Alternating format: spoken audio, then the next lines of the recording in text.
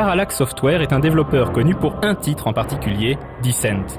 Mais si ce shoot'em up en 3D subjectif dans lequel le joueur pilotait un vaisseau de combat dans des tunnels labyrinthiques, on ne savait très vite plus où donner de la tête, littéralement, et la légende veut que Descent soit le premier jeu vidéo à avoir jamais nécessité de garder des sacs plastiques à proximité. Au milieu des années 90, une partie de l'équipe de Parallax quitta le giron de la maison mère pour fonder une nouvelle société, Volition. Et comme pour mieux marquer la rupture avec son aîné, Volition allait produire une sorte d'anti-Descent. Un jeu de combat spatial sans limite, Free Space.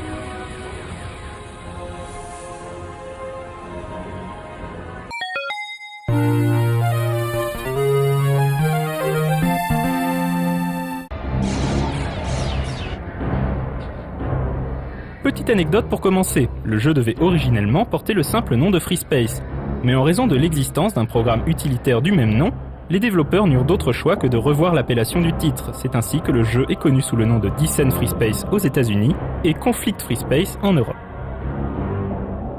Dans un futur lointain, l'humanité est en guerre avec une race extraterrestre, les Vasudan.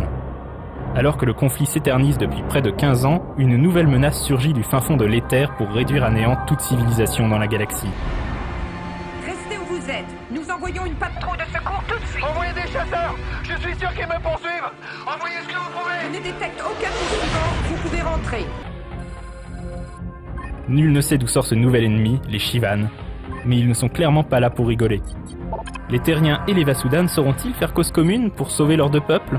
Le scénario est l'un des points forts de Free Space, vécu en direct par le joueur, il se révèle riche et plein de surprises. Free Space eut également les honneurs d'une expansion baptisée Silent Threat. Si elle n'apporte pas grand chose, elle propose une fois de plus une campagne bien ficelée mêlant espionnage, complot et trahison. Tom Clancy rencontre George Lucas en quelque sorte.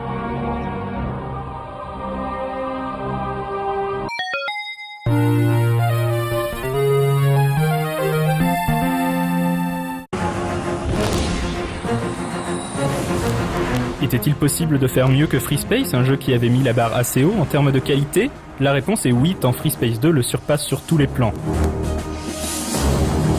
At 2150, the Colossus entered the Polaris system and neutralized the NTD Andronicus. On y retrouve tous les points forts du premier opus, mais en mieux tout bêtement. Mais la plus grosse claque venait à l'époque de ses graphismes. Bien des mâchoires se décrochèrent en voyant ces vaisseaux aux proportions titanesques se déchirer à grands coups de laser avant d'exploser dans un flamboiement d'apocalypse, entourés de dizaines de chasseurs se livrant une bataille endiablée.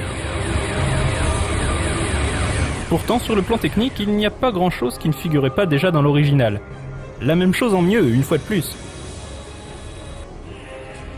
Le scénario de cette suite reprend après la fin de la Grande Guerre. Les Shivan ont été vaincus par l'alliance Terran-Vasudan. Malgré un terrible sacrifice, le chemin de la Terre a été perdu. Comme si ça ne suffisait pas, des terriens fascistes sont décidés à provoquer une nouvelle guerre entre les nouveaux alliés. Et cerise sur le gâteau, les Shivan n'ont peut-être pas dit leur dernier mot.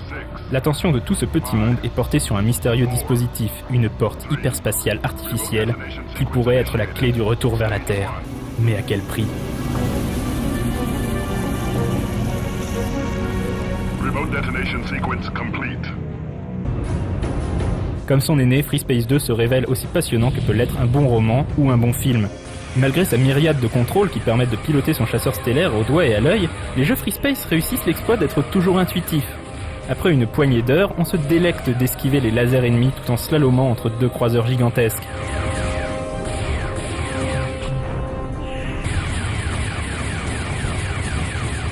Et c'est ça le secret du succès de Free Space. Techniquement irréprochable tant sur le plan du graphisme que du design ou de la bande son, tout dans le jeu contribue au fait qu'on s'y croit. On ne joue pas à un simple jeu, on vit un grand space opéra. Encore aujourd'hui, Free Space 2 est souvent considéré comme le plus grand jeu de combat spatial jamais réalisé. Sans révolutionner le genre, il se contentait d'être parfait, à tous les niveaux tout simplement.